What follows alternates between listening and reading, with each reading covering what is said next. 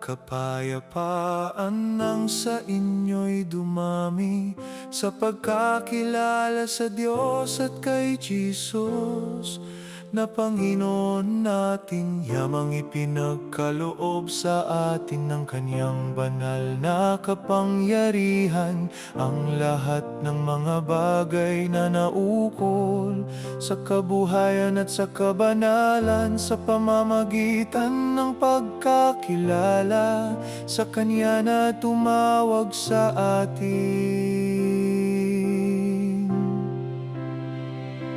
Na dahil dito ay ipinagkaloob niya sa atin ang Kanyang mahahalaga at napakadakilang pangako, upang sa pamamagitan ng mga ito ay makabahagi kayo sa kabanalang mula sa Diyos, sapagkat sa gayon ay pinamamahaging sagana sa inyo ang pagpasok sa kahariang walang hanggan ng Panginoon natin at tagapagligtas na si Jesucristo.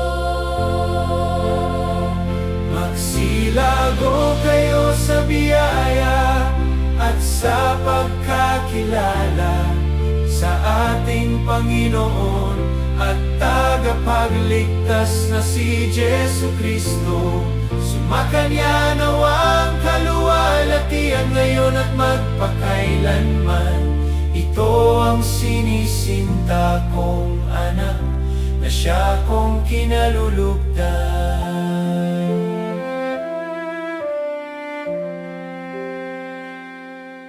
At kami ay mayroong lalong panatag na salita ng hula, na mabuti ang inyong ginagawa kung ito'y inyong sinusundan, na gaya ng sa isang ilaw ang lumiliwanag sa isang dakong madilim, hanggang sa pagbukang liwayway at ang tala sa umaga ay sumilang sa inyong mga puso.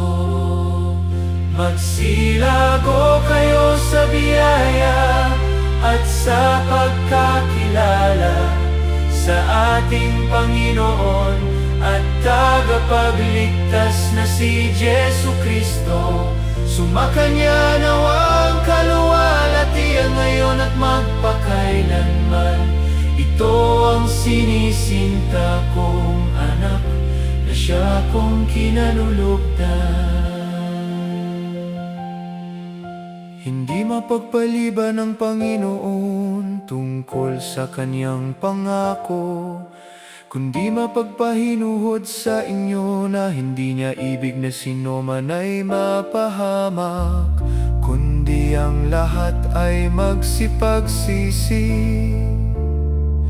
Ngunit ayon sa Kanyang pangako ay naghihintay tayo ng bagong langit at ng bagong lupa na tinatahanan ng katuwiran. Magsilago kayo sa biyaya at sa pagkakilala sa ating Panginoon at tagapagligtas na si Jesucristo. Sumakanya nawa ang kaluwalhatian ngayon at magpakailanman. Ito ang sinisinta kong anak, na siya kong kinalulugdan.